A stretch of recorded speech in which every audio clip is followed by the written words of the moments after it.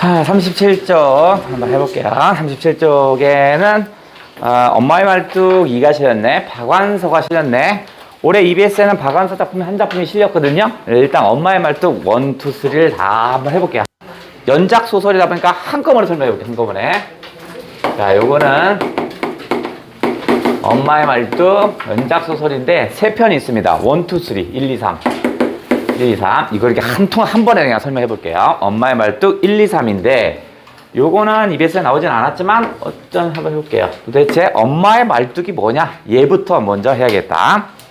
자, 엄마가 1편에서 어디냐면, 인천 어디 이제 살다가요, 서울로 옵니다. 사대문 안으로 들어갑니다.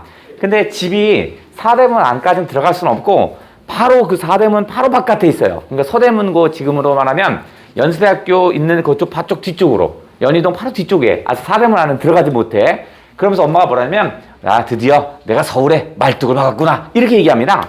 그래서 우리가 1편에서 봤을 때 엄마의 말뚝의 의미는 엄마의 삶의 본거지입니다. 없어요? 37쪽. 자, 요거는 엄마의 삶의 근거지, 뭐 요런 거, 요것을 상징한다. 또 보시면 되겠고요. 자, 두 번째는 엄마는요, 자식들을 키우려고 아주 노력합니다. 1편에서 엄마는 데려와서 왜 서울로 왔냐면, 그 앞에가 연작 소설은 아니지만 그 앞에 내용이, 그 많던 싱아는 누가 다 먹었는가, 그거예요. 그 많던 싱아는 누가 먹었던가, 그건데, 거기서 무슨 내용이 나오냐면, 남편이 죽어요. 남편을 왜 죽냐면, 병은 뭐냐면 그 맹장입니다. 맹장. 근데 맹장은 그 당시에도 수술이 됐다고 합니다. 그러니까 쉽게 할 수 있는 수술인데, 집안에서 시아버지가 한의학에 조예가 깊은데, 진짜 한의사가 아니라 그냥 야매야. 그냥 잎을 뭐 어디 아플 땐 잎을 떼기 먹으면 잘 난다, 이런 정도야. 그래서 맹장에 걸려서 아들이 쓰러졌는데 무슨 풀 같은 것만 계속 먹입니다. 계속 다려 먹였는데 그것이 맹장이 계속 굶고서 터져버립니다. 그래서 요즘으로 하면 그 복막염, 그죠? 그게 터져서 죽은 거야. 그래서 이제 거의 죽기 일보 직전에 난 여자죠. 여기 엄마가 남편을 병원에 데리고 가요. 그랬더니 의사가 난리를 칩니다. 왜 이제 오냐고. 이렇게 쉬운 병을 왜 이렇게 병을 켜서 왔냐고. 그래서 이거는 다 무지해서 죽었다고 얘기를 합니다. 그래서 남편이 죽어요. 복막염 죽어요. 원래는 살아야 되는데. 집에 돌아왔더니 여기까지는 괜찮아요. 남편이 죽은 것까지 뭐 그럴 수 있다고 치자. 그래서 들어왔더니 시아버지가 뭐라고 하냐면, 네 남편은 딱 여기까지 삶이 정해져 있었던 거란다, 이렇게 또 얘기하는 겁니다. 그러면서 자꾸 자기 아들한테 접근을 하려고 하는 거야. 그래서 이거 시아버지랑 있다가는 얘도 남편처럼 죽겠구나 라고 생각해서 엄마가 짐을 쌉니다. 짐을 싸서 서울로 와요. 그 주변에 있는 사람 욕을 하고 난리 나겠죠. 왜? 남편 죽었다고 시아버지 버리고 나가는 거잖아. 이건 예전에 조선시대의 유교적인 풍습으로 하면 절대 용서가 안 되죠. 욕을 하고 난리 납니다. 그 욕을 다 먹고 엄마가 서울로 이주를 합니다. 그죠? 그러면서 뭐냐면 엄마가 삭바느질을 합니다. 삭바느질을 해서 아주 억척스럽게 해서 애를 어디다 보내냐면 오빠를 서울에 있는 학교로 보내고요. 나는 여자인데 나도 학교를 보냅니다. 그 당시에 여자는 학교를 안 가는데 나를 학교를 보내요. 그래서 나는 되게 힘들어해요. 가고 왔더니 이게 자리에 앉으면 요 가운데는 서울 애들이 앉아 있는 거야. 얼굴 하얀 애들. 난 시골 애니까 요 끝에. 지금 딱 까만 애들. 요 시골 애들. 저 사이드에 이렇게 앉아 있는 거야. 그 위화감이 생기고 이런 게 난 불편했거든요. 그런 얘기들이 쭉 나옵니다. 그래서 엄마의 말뚝은 뭐냐면 엄마의 어떤 억척스러운 삶을 얘기한다고 보시면 되겠네요. 두 번째는 엄마의 삶의 태도. 엄마의 말뚝 같다, 이런 얘기고요. 자, 세 번째.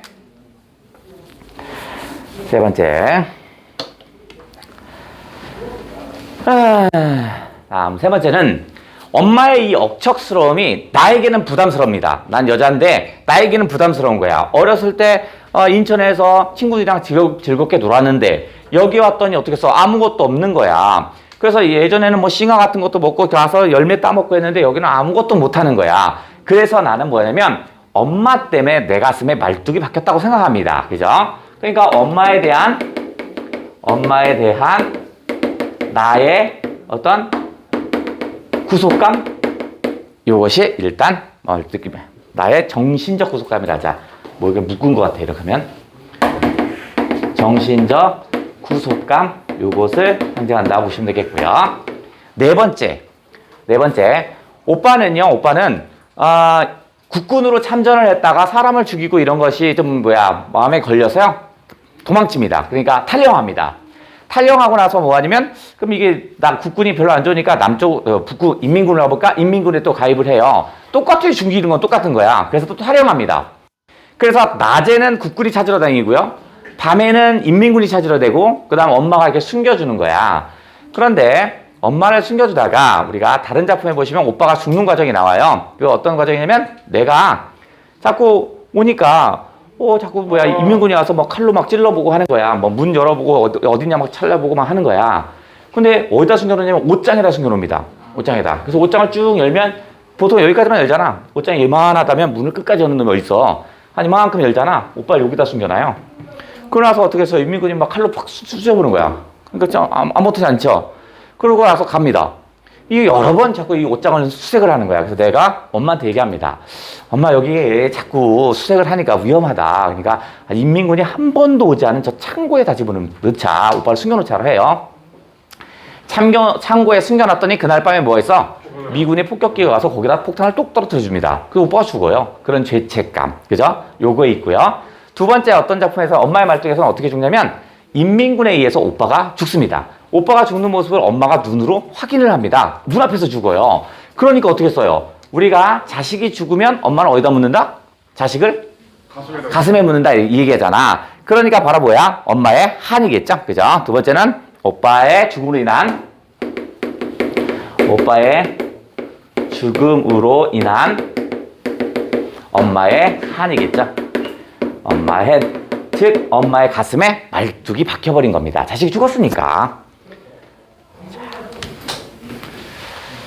자, 그리고 나서 엄마는요, 계속 환영에 시달립니다. 그죠? 왜냐면 자식을 죽였다라는 이런 생각, 그죠? 내 때문에 죽었다는 생각 때문에 환영에 시달려요. 그래서 엄마가 정신이 말짱할 때 괜찮은데 교통사고를 당합니다. 교통사고를 하면서 머리가 헷갈릴까 하는 거야. 그때마다 뭐 하냐면 막 난리칩니다. 안 돼! 내 아들은 여기 없단다! 막 계속 이상한 소리를 하는 거야. 그러니까 간호사가 와서 그거를 막 제압하려는데 힘이 엄청 센 겁니다. 2-3명이 눌러도 안 되는 거야. 그래서 내가 가서 막 누릅니다. 그래서 내가 막 엄마 싸대기도 때리고 막 합니다. 정신 차리세요. 엄마 싸대기 때리고 막 해요. 물론 지가 울기도 하지만 싸대기 때려요. 근데 엄마가 막 보채고 안 돼. 내 아들은 여기 없단 말이야 하면 또 난리를 칩니다. 그리고 나서 이제 얘기를 합니다. 엄마가 이제 살짝 정신이 들어올까 말까 해요. 그럼 친구가 오더니 엄마 아니면 정신이 들어올까 말까 이러고 있는데 아직 안 죽었어요. 친구가 오더니 장례식장은 구했니? 엄마 죽은 줄 안 거야. 장례식장은 구했니? 뭐 이런 얘기합니다. 몇 자리는 어디에 할래? 뭐 이런 얘기 하니까 엄마 듣고 있다가 어떻게 해서 친구가 가고 나서 부릅니다. 예, 엄마야, 일로 와라. 불러요. 그때 엄마가 뭐라고 하냐면 나는 저기 강화도에 가면 강화도의 그 바다에다 내 유골을 뿌려달라 이렇게 얘기합니다. 거기다 왜 뿌리나 했더니 오빠 거기다 내가 뿌렸다라고 합니다. 그러니까 오빠와 함께 하고 싶은 거야. 그래서 그런가 보다 유언이 그런가 보다 라고 했는데 정작 거기다 뿌리려 했더니 가족들이 반대합니다. 왜 반대해? 묻어야 돼. 그죠? 왜 묻어야 돼? 우리는 유교적인 관습에서 어떻게 했어? 화장 문화가 아니라 매장 문화죠. 그러니까 자기의 이 처지에서 내가 만약에 화장을 했으면 저 새끼 부모를 뭘로 봤기 때문에 저렇게 화장을 해? 저 나쁜 새끼 아니야? 이럴까봐 그런 사회적인 인식 때문에 사람들이 어디다 묻냐면 다시 그 다음 매장을 합니다. 결국은 엄마는 어떻게 했어? 아들의 품으로 못 간다는 얘기가 1, 2, 3편 답니다. 이제 정리해 볼게요. 자, 이거는 엄마하고 나가 중심이니까 엄마하고 나를 초점으로 한번 해볼게요. 엄마하고 나를. 자, 첫 번째 엄마가 나를 서울로 데려갑니다. 나를 서울로 데려갑니다. 그러면서 서울로 데려가면서 뭐 하냐면 너도 공부를 해야 돼. 뭐 이런 식으로 얘기를 하죠. 나는요, 마음에 심적으로 저항합니다. 싫어. 나는 거기 가고 싶지 않단 말이야. 난 친구들이랑 놀고 싶단 말이야. 여기서 저항감을 보입니다. 그런데 엄마는요, 무슨 개소리 하면서 엄격한 교육을 합니다. 너는 절대로 딴 생각하면 안 된다 합니다. 엄격한 교육을 하고요. 너는 이제 배움을 가진 여자가 돼야 한다 라고 합니다. 그게 뭐냐면 신여성이 되라 이 얘기죠. 그러니까 엄마가 너무 그 신념에 차서 얘기하니까 나도 결국 따르게 됩니다. 순종하기 시작합니다. 그죠? 그래서 뭐가 되려고 노력해? 신여성이 되려고 노력을 하죠. 자, 그리고 나서 이제 중간에 오빠는요, 서울대 경제학과를 들어갑니다. 그래서, 대단하다라고 했는데, 한국전쟁이 일어나면서 결국 오빠가 죽게 되죠. 죽어요.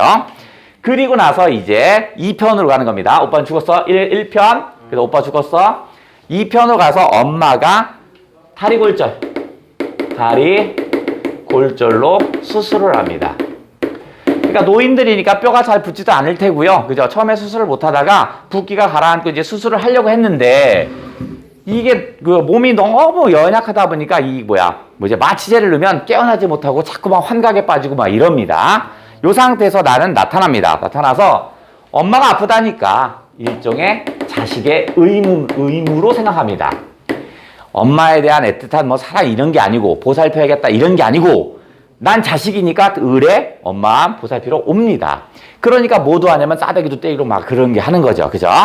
자, 그리고 나서 자꾸 환상에 빠지고 엄청난 힘을 발휘하고 막 이래요. 그게 처음엔 이해가 되지 않습니다. 오빠는 이미 죽었는데 왜 이런 거 하냐고 잊으라고 막 난리를 칩니다. 그러면서 자, 오빠의 죽음으로 인한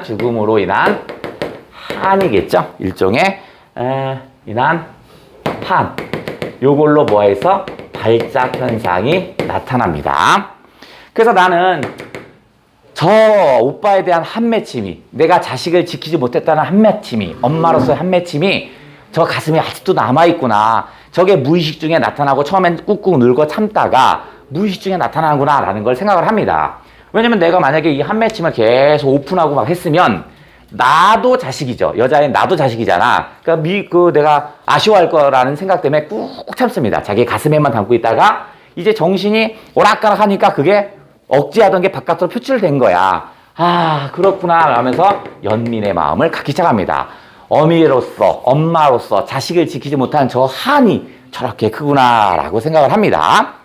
여기까지가 2편입니다. 2편이야. 이제 엄마를 이해했어요. 2편. 그래서 3편으로 가서 이제는 어떻게 했어? 엄마가 유언을 합니다. 오빠가 오빠의 뼈를 뿌려준 강화도에 나도 뿌려줘라 라고 합니다. 근데 엄마가 죽어요. 그러면서 가족끼리 난리가 납니다. 서로 회의를 하고 난리합니다. 지금 무슨 세상에 화장을 하냐고 말도 안 된다고 우리가 사회적인 위치가 있지 난리가 난다고 막 난리칩니다. 결국 엄마는 어떻게 해요? 내장을 합니다. 자, 화장을 유언을 합니다만 다시 내장을 한네. 그러면 뭐겠어요? 자, 여기서 엄마를 이해하죠? 결국은 엄마를 이해하지만 가족들의 이기심도 보이기 시작합니다. 그리고 가족들의 어떤 이기심, 이기적 태도랄까? 이기적 태도도 슬쩍 보입니다. 결국 엄마는 자식으로 돌아가지 못하죠. 그죠? 결국 엄마는 가슴에 말뚝을 박은 채로 돌아오지 못합니다. 이게 전체 얘기였습니다. 엄마를 이해하지 못했다가 끝에는 엄마를 이해한다 이런 면에서 봤을 땐 성장소설로도 읽히기도 합니다. 성장소설이기도 하죠. 엄마 이해를 못하다가 점차 엄마를 이해해가니까 요게 박안서 작품이고 1, 2, 3 다 나왔어. 그러면 우리 거에는 뭐가 나왔어요? 우리 올해 것도 한번 점검을 하고 가야겠죠. 올해 건 뭐 나오죠? 아이고. 그렇죠. 뭐 나왔어? 겨울 나그네야 나들이죠. 그죠? 겨울 나들이.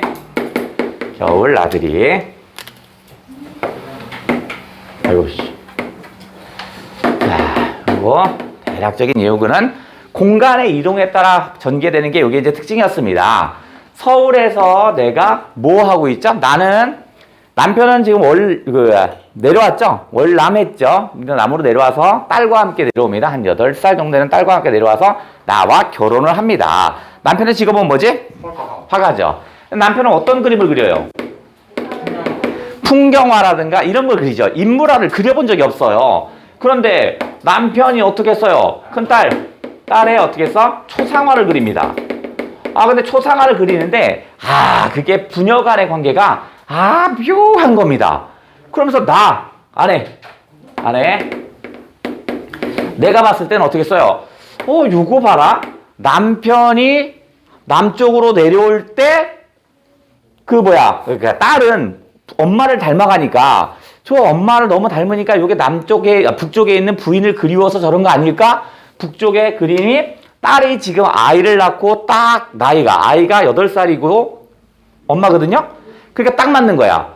얘도 북쪽에 있는 아내도 8살 난 딸애를 낳고 헤어졌잖아. 그러니까 똑같은 거야. 이거 봐라. 이거 북쪽에 있는 부인을 그리워서 하는 거다라고 생각합니다. 그래서 일종의 어떻게 써? 소외감도 느끼고 그런 새끼 배신감도 느끼고 그죠? 이런 복합적인 관계. 키우면 키웠다네. 잘 대우하면 뭐해? 하는 허탈감도 빠집니다. 그래서 이런 젠장 나 서울에 안 있을 거예요. 나 혼자 떠날 거예요. 남편이 왜 그러는데 가면 안 돼 라고 하지만 억지로 떠납니다. 난 가끔 혼자 있고 싶단 말이에요. 떠나요. 그래서 어디로 가?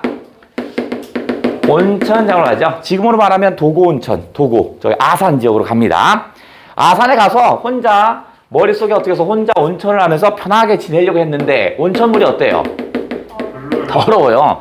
그래서 짜증이 납니다. 아니 집에서 남편 때문에 짜증나서 힐링하러 왔는데 젠장 물은 더 더럽네 이런 하고 못마땅합니다. 여기서 물이 더러워요. 그러니까 힐링이 안 돼. 못마땅함을 느낄 겁니다. 그리고 나서 좋은 거 없나 라고 하다가 여러 사람들이 얘기해서 어디로 가냐면 호숫가로 이동합니다. 여기서부터죠.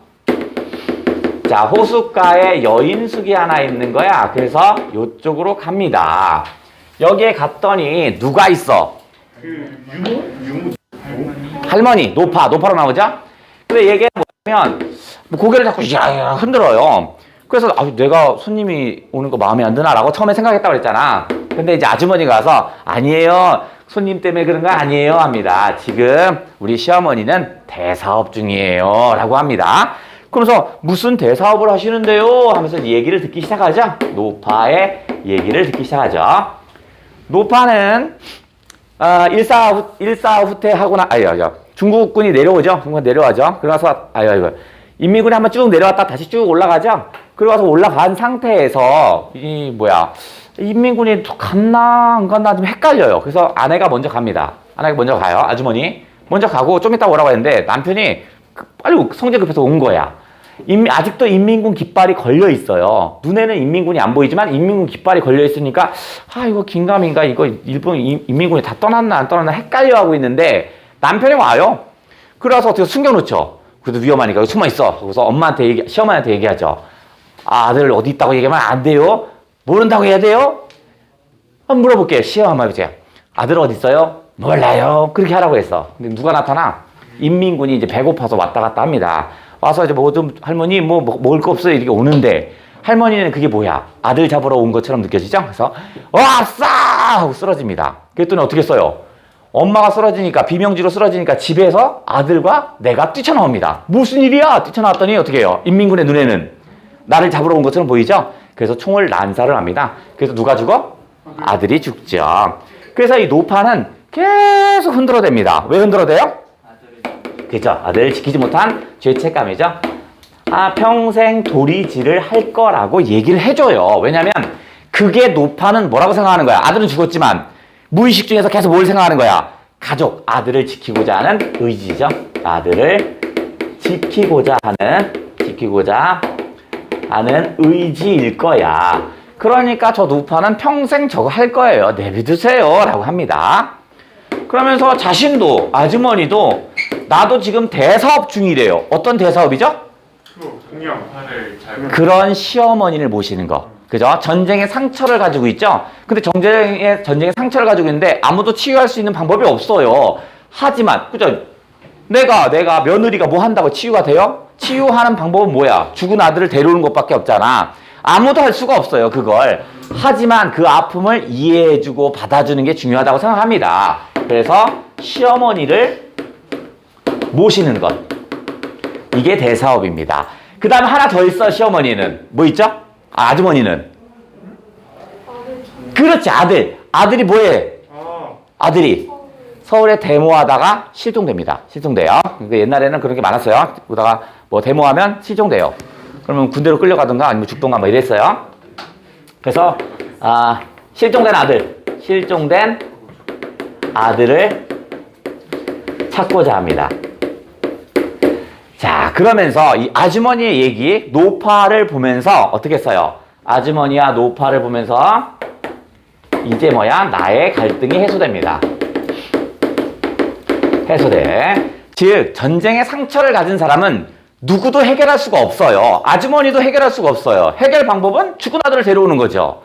나의 남편도 전쟁의 상처를 가지고 있죠. 해결할 수 있는 길은 없어요. 그죠? 하지만 그것을 이해해주고 옆에서 기다려주는 것이 그거를 해결할 수 있는 거라고 생각해요. 그게 아주머니 역할이고 그게 나의 역할이라고 생각합니다. 그러면서 나는 여지껏 잘못 살아온 게 아니야. 남편하고나 이거 잘못 산 게 아니야 라고 하면서 다시 집으로 돌아간다는 그런 얘기가 겨울 나들이였습니다. 자, 요건 우리가 189쪽에 나와 있고요. 189쪽에 있고, 그죠? 좋아. 자, 그러면 이제 박완서 걸 한번 오늘 그냥 한번 다 조져보자고요. 나오는 걸 한번 다 조져보자. 자, 박완서입니다. 오늘 박완서 데이. 자, 제일 나올 법한 것부터 한번 해볼게요. 자, 나는 이야기의 흐름은 어디냐면 내가 오빠를 옮기라고 해서 옮겼다가 오빠가 죽어요. 그리고 나서 엄마는 망연자실. 내 탓할 수 없죠. 그죠? 나도 자식인데 네가 옮기라 해서 너 때문에 죽이려나? 이럴 수는 없잖아. 그럼 엄마는 뭐 합니다. 아들 죽었지 하니까 아무 얘기도 못하고 망연자실. 나는 나 때문에 죽였다는 죄책감. 그래서 막 살고 싶어 합니다. 예시 되는 대로 살자. 뭐 이런 거. 그죠? 막 엇나가게 살고 싶은 거야. 눈에 띄면 그놈이랑 사랑할 거야. 이런 생각을 합니다. 남자만 보이면 난 그놈을 사랑해서 난 장가를 뭐지? 시집 감을 거야. 뭐 이런 식이야. 근데 누구를 보냐면 이제 오키도라는 화가를 봅니다. 오키도 남자입니다. 오키도의 그림을 볼 건데 오키도라는 남자가 있는데 묘하게 끌리는 게 아니라 내 마음이 심적인 공허한 상태니까 첫 번째 보인 남자가 얘야. 넌 내 거. 이제 접근하기 시작합니다. 접근하기 시작해요.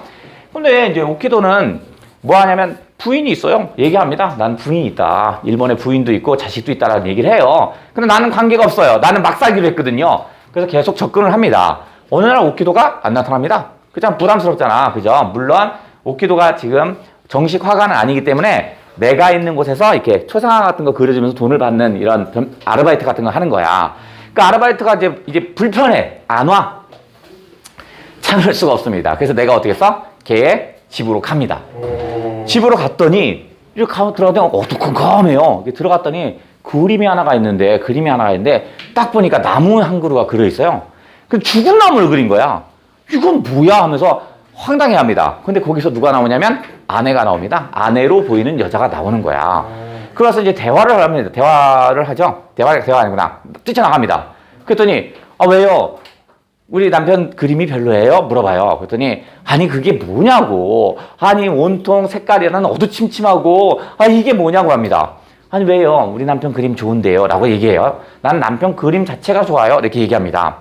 이게 뭐가 좋아요? 그림이라는 건 자신의 정신세계가 나오는 거예요. 어둡잖아요. 얘는 아주 황폐한 거예요. 부인이면 그 화가의 정신상태를 맑게 해줘야 할 거 아니에요. 그랬더니 부인이 어떻게 하는 건데요? 물어봐요. 나 같으면 할 수 있어요. 그럼 당신은 어떻게 해요? 했더니 나는요 이런 우중충한 그림을 그리지 않고요. 차라리 나는 밝은 색채로 그리게 할 수 있어요. 그게 뭔데요? 차라리 제가 옷을 벗고 나를 그리려고 할 거예요. 뭐 이런 얘기를 합니다. 그래서 헤어집니다. 그리고 나서 나는 누구랑 결혼하냐면 황태수라는 그냥 일반적인 남자랑 결혼합니다. 아주 그냥 보편적인 결혼을 해요. 그래서 이제 신문을 이렇게 보다가 아이 낳고 신문을 보다가 오키도가 죽었습니다. 그래서 오키도의 유작전 이게 딱 보입니다. 달려갑니다. 어린 시절에 내가 나름대로 좋아했으니까 달려가요. 달려가서 1층에서 2층으로 올라가는데 과거에 봤던 그림을 똑같은 걸 봅니다. 근데 그림이 너무 멋있는 겁니다. 그죠? 처음에 봤을 땐 죽은 나무였는데 어렸을 때는 지금 봤더니 죽은 나무가 아니야. 겨울나무였습니다. 그러니까 겨울나무는 죽은 게 아니잖아. 그죠? 봄을 준비하고 있는 이런 모습이죠. 저걸 보면서 너무 아름답게 인식을 합니다. 오호, 자, 정리해볼게요. 자, 일단 오키도의 그림은 2번 봅니다. 2번 봐요. 첫 번째는 과거에 보고요. 과거에 단칸방에서 보고요. 현재도 봅니다. 현재는 유작 전시회. 죽었다는 얘기지. 유작 전시회에서 봅니다. 자, 그런데 과거에 봤을 때 그 나무는 무슨 나무로 보이냐면 죽은 나무로 보입니다. 그래서 내 눈에 뭐로 보여? 뭐로 보여? 죽은 나무, 고목, 조목으로 보입니다. 그런데 이 고목으로 보이는 이유는 뭘까? 왜 죽음의 이미지죠? 죽음의 이미지야. 죽음의 이미지거든요. 그러면 이건 왜 고목으로 보였고 여기서는 뭐로 보였죠? 겨울나무죠. 겨울나무를 뭐라고 하죠? 나목입니다. 나목. 그죠? 벗을 나자입니다. 잎사귀나 이런 것들이 하나도 없는 거니까 나목은 겨울나무를 얘기하는 거야. 근데 이거는 어떻게 써? 생명의 이미지입니다. 그죠? 생명의 이미지야. 너무 달라요. 왜 그럴까? 그렇죠. 미술이라는 것은요, 나의 정신 상태가, 나의 감정 상태가 그대로 드러납니다. 어떤 감정 상태를 가진 사람이 본인에 따라서 미술품이 달라지는 거야. 내가 지금 늘 떠올리는 게 뭐야? 죽음의 이미지, 어둠의 이미지를 떠올리니까 보는 순간 그렇게 보인 겁니다. 그죠? 그러니까 이건 나의 일상적 모습이었습니다. 내가 그렇게 살았어요. 하지만 나목은 바로 뭐겠어요? 이제 나목으로 보이는 건, 제가 지금은 알바나 이렇게 못 살고 있지만 화가가 되기 위해서 저렇게 준비하고 있구나, 이렇게 보이는 겁니다. 그죠? 그러니까 얘는 뭐냐면 오키도의 예술혼으로 보이기 시작합니다. 예술혼으로 보인다, 이런 얘기고, 고목으로 인식했던 것이 나목으로 인식했다는 것이니까 얘도 성장소설의 모습을 보입니다. 그죠? 의식이 성장한 거지. 자, 여기서 내가 아까 잠깐 얘기했는데 오키도의 부인과 나의 갈등 상황이 시험에 잘 언급되니까 거기만 좀 따로. 고목을 봤어. 바깥으로 나왔을 때 내가 뭐라 하냐면 뿌연, 아주 뿌연 뭘 봤다고 생각하냐면 뭐지? 혼돈, 뿌연 혼돈이라고 생각을 합니다. 그 고목이 뿌연 혼돈으로 보입니다. 나는 뭐가 좋은 거라고 보이냐면 내 눈에는 울긋불긋한 거, 내 눈은 울긋불긋, 색채가 다양한 거 있죠. 화려한 거, 이걸 좋아합니다. 그러니까 풍성한 빛깔을 나는 이게 좋은 거라고 생각됩니다. 물론 이건 과거 얘기야. 요때 그런 거야. 근데 사실은 뿌연 혼돈은 오키도의 뿌연 혼돈 정신 상태가 아닌 거죠. 그죠? 누구의 정신 상태야? 나의 정신 상태였습니다. 그래서 내가 이걸 뭐라고 인식하냐면 이게 절망적 궁상이라고 얘기합니다. 절망적 궁상의 모습이라고 해요. 근데 이 절망적 궁상의 상태에 빠진 게 누군데? 이게 나가 아니다. 내가 생각할 때 누군데? 과거에는 이게 오키도라고 생각하는 거야. 그러니까 아내가 잘못한 겁니다. 아내는 남편이 그림을 그릴 수 있게 만들어줘야 할 거 아니냐. 이렇게 절망적인 상태로 만들면 어떡하냐, 이런 얘기를 한 게 그거였어요. 하지만 요건 과거지만 현재는 뒤바뀐 겁니다. 그죠? 결국엔 바로 뭐야? 이 뿌연 혼돈은 뭐야? 나의 정신 상태였습니다. 정신 상태를 지칭하는 거고요. 오키도의 아내는요, 울긋불긋한 게 모두가 좋은 그림은 아니에요 라고 얘기하면서 얘기를 해줍니다. 요게 뭐라고요? 얘가 나목이라는 작품이었습니다. 역시 전후소설이었고요. 겨울나들이도 전후소설이고, 겨울나들이도 전후소설, 성장소설의 모습을 갖는다면 이놈도 전후소설, 성장소설의 모습을 갖습니다. 그 다음 하나 더. 박완서의 작품은 작년 EBS에도 한번 언급이 됐는데 작년 거에는 뭐가 언급됐나 볼게요. 작년에는 작년 요거는 어디냐면 나의 오빠는 죽었죠. 근데 나의 오빠는 죽었는데 아들이 하나 있어요. 훈입니다. 훈이야. 근데 훈인데 내가 어떻게 했어요? 오빠를 죽기엔 죄책감이 있으니까 이 아들만은, 그죠? 오빠의 자식이죠? 오빠의 자식만 내가 잘 키울 거라고 생각합니다. 그래서 그래야만 내 죄책감을 씻는 거라고 생각하고요. 그래야만 이 전쟁에 우리가 지지 않는 거라고 생각합니다. 그래서 어떻게 해서 훈이랑 계속 갈등을 합니다. 훈이가 뭐 했으면 좋겠냐면 잘 살고 아주 평범하고요. 일요일날 뭐 했으면 좋겠어? 카메라 들고. 그죠? 카메라 들고 가족들이랑 가서 사진 찍고 이랬으면 좋겠는 거야. 그죠? 그래서 이 소설에선 두 개의 소재가 나눠지죠. 첫 번째는 카메라. 내가 훈이가 살았으면 하는 삶이 카메라를 들고 다니는 삶입니다. 근데 현실은요? 그렇죠. 워커를 신고 다닌다고 그랬죠? 워커를 신고 다닌다는 건 노동자입니다. 그죠? 이게 카메라가 어떤 평온한 중산층이라면 평온한 중산층의 삶이었다면 워커를 싣고 있고요. 워커도요, 먼지 가득한 워커죠? 그죠? 이것이 뭐야? 어떤, 좀 힘들다. 힘겨운 노동자의 삶? 힘겨운 노동자의 삶입니다. 나와 훈이는요, 첫 번째, 뭐 갖고 싸워요? 고등학교 때 진로 때문에 싸우죠? 문과, 이과 때문에 싸웁니다. 왜? 훈이는 문과를 가고 싶어. 훈이는 문과를 가고 싶어요. 근데 나는 왜 이과 가라고 그래요? 형이 이과를 문과를 갔다고. 맞아. 자, 나와, 왜 이렇게 잘 알지, 새끼들이? 자, 훈이와의 갈등이 있는데, 첫 번째, 문과 vs 이과. 이거죠. 근데 왜 문과를 못 가게 하냐면, 오빠가 문과였기 때문입니다. 오빠가 죽은 건 문과를 다녔기 때문에 죽었다는 거야. 그죠? 죽지 않아도 되는 걸. 왜 사회가 뭐니, 철학이 뭐니, 이딴 얘기 하다가, 전쟁이 뭐니, 이딴 얘기 하니까 죽었다고 생각하는 거야. 그걸 모르는 이과면 산다는 얘기입니다. 그냥 기름칠하고 기름 닦고 하면 사는데, 왜 그딴 걸 해서 죽었냐라고 생각하는 거야. 그래서 나는 뭐가 됐으면 좋겠어? 이과를 하라고 하죠. 근데 훈이는 처음에는 반대했지만 이과를 갑니다. 그죠? 나의 말을 따르죠. 그죠? 근데 얘는 문과생이니까 어떻게 써요? 당연히 성적이 좋을 리가 없죠? 그래서 지방 3류대를 갑니다. 지방 3류대를 가서, 그러니까 소설 속에서는 강원도의 대학이라고 했으니까, 뭐 강원대 정도 되겠네. 강원대인지, 뭐 한동대인지, 한림대인지 모르겠지만 어디 갔어? 그리고 나서 뭐 하죠? 토목공학을 하죠? 토목을 해요. 그래서 건축, 그 다리 놓는 일, 그거 한다. 도로 놓는 일, 그거 합니다. 두 번째는, 내가 지방 3류대 가려고 하니까 취직이 안 돼요. 그래서 뭘 선택합니까? 훈이가 뭐 하겠대? 유학이요? 유학 말고 어디로 가요? 공장 아니고 해외 어디로 가? 그걸 뭐라 그래? 그걸 뭐라 그래? 몰라요. 그 중동에 가는 거. 외화벌이. 해외 취업.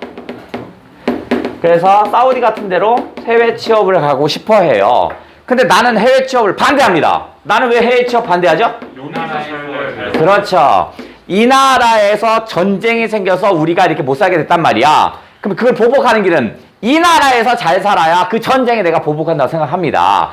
이 나라에서 잘 살아야 오빠한테 죄책감을 씻을 수 있을 거라고 생각하는 거야. 그래서 반대합니다. 자, 그리고 나서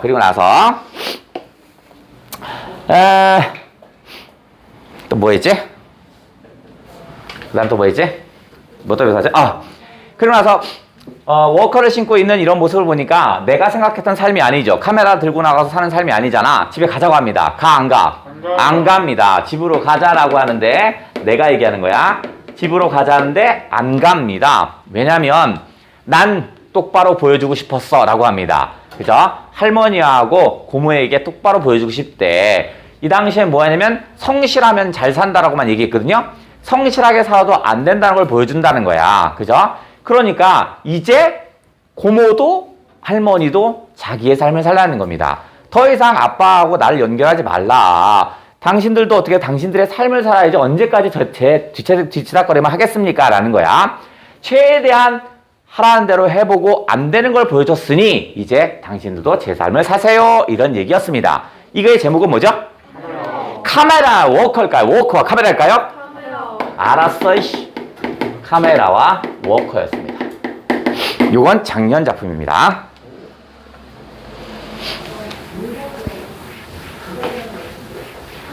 자, 하나만 더 해볼까? 자, 하나만 더 해볼게요. 자, 아버지에 대한 얘기입니다. 근데 아버지가 나에게 내가 원하지 않는 일을 3번을 합니다. 첫 번째. 나는요, 여동생이 있었습니다. 여동생인데 여동생이 가다가 어떻게 했어요? 여동생이 물에 빠지죠? 나는 아무것도 할 수가 없었어요. 열에 빠져서 살려다 허우적대는데 나는 아무것도 할 수 없어서 그대로 가만히 지켜봤습니다. 왜냐면 나도 물이 무서워요. 그래서 동생이 죽는 걸 그대로 봅니다. 그래서 물가에 가면 이제 뭐야? 동생이 떠오르고 동생을 살리지 못했다는 죄책감으로 항상 불안해합니다. 그래서 아빠가 풀장을 데리고 간 거야. 이제 풀장이 이쪽에 있는 거야. 무서워요. 그래서 아빠 오른쪽으로 옵니다. 그죠? 아빠 오른쪽으로 꼭 잡아요. 그래서 아빠가 날 지켜줄 거라고 생각하는데 아빠가 어떻게 해요? 잡고 던져버립니다. 그죠? 물가에 빠쳐버려요.